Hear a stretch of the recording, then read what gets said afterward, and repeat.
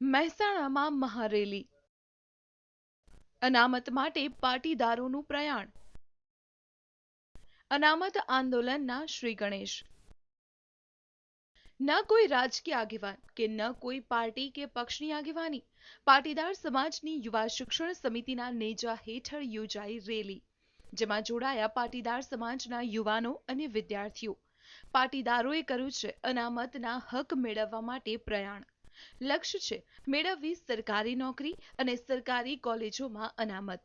પાટીદાર યુવાનોનું કહેવું છે કે તેઓ બિન અનામતની હરોળમાં હોવાથી અભ્યાસમાં સક્ષમ છતાં ટકાવારીને લીધે સરકારી નોકરી અને કોલેજમાં પ્રવેશથી વંચિત રહેવું પડે છે અને ન છૂટકે સેલ્ફ ફાઇનાન્સ કોલેજમાં ઊંચી ફી ભરીને મેળવવો પડે છે પ્રવેશ। પાટીદાર સમાજના આગેવાનોની રજૂઆત એવી છે કે બધા પાટીદારો આર્થિક રીતે સદ્ધર નથી અને હવે આ મુદ્દે સરકાર રહેમ કરે તે જરૂરી છે। મારે સરકારને અને જે ઘડવૈયા છે કાયદાના એમના પણ પ્રશ્ન છે કે દરેક પાટીદારના બાળકો શું સક્ષમ છે ફી ભરવામાં, તો એમને જે સક્ષમ નથી છતાં ભણવામાં હોશિયાર છે એ લોકોને શું નથી જરૂર અનામતની, શિક્ષણ સહાયની જરૂર નથી સરકારને? સરકાર પાસે અમારી એક જ માંગ છે કે જે ગરીબ પરિવારો અને જે સક્ષમ નથી એ લોકોની ઉપર પણ રહેમ દયા કરો અને સરકારના તમામ પાટીદાર અમારા પ્રતિનિધિઓ છે એમને પણ અમારી અરજી છે કે તમે પણ પાટીદારના દીકરાઓ છો, પાટીદાર તરફે થોડી રહેમ રાખો।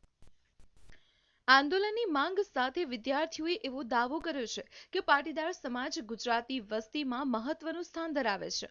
ગુજરાતમાં પાટીદારોની વસ્તી 1 કરોડથી વધુ છે, જેમાં 60 લાખ લેઉવા પાટીદાર અને 50 લાખ કડવા પાટીદાર છે। કુલ મળીને ગુજરાતી વસ્તીમાં 18% પાટીદારોની વસ્તી છે।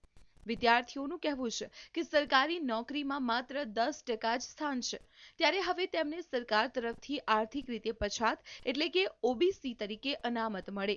આ માંગ અને આવેદનપત્ર આપવાની સાથે આગેવાનોએ ચીમકી પણ ઉચ્ચારી છે કે જો તેમને અનામતનો હક નહીં મળે તો આગામી સમયમાં આ લડતને વધુ ઉગ્ર બનાવશે।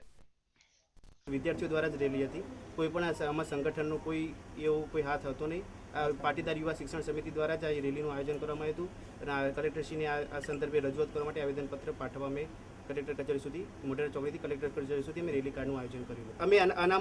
અમે અનામત તો માગીએ જ છીએ કે અનામત વધારો અમને સમાવો કોઈ પણ સંજોગોમાં, અને જો એ કરવા સક્ષમ ના હોય સરકાર તો 51% જે બિન અનામત આધારિત ઉમેદવારો આવી જશે એ લોકો પણ બિન અનામતનું ફોર્મ ભરીને ફી ભરીને જ આમાં 51%માં આવે એવી અમારી રજૂઆત છે। પાટીદાર સમાજ મુખ્યત્વે પશુપાલન અને ખેતીના વ્યવસાય સાથે જોડાયેલો છે। સમાજના આગેવાનોનું કહેવું છે કે આ બધા લોકો સક્ષમ નથી, પરંતુ હકીકત એવી પણ છે કે છેલ્લા 4 દાયકામાં પાટીદાર સમાજે ગુજરાતમાં શિક્ષણ, વેપાર, ઔદ્યોગિક અને રાજકીય ક્ષેત્રે હરણફાળ ભરી છે તે જગજાહેર છે। તેમ છતાં પાટીદાર સમાજે સરકારી લાભો મેળવવા અનામતની માંગ કરે છે।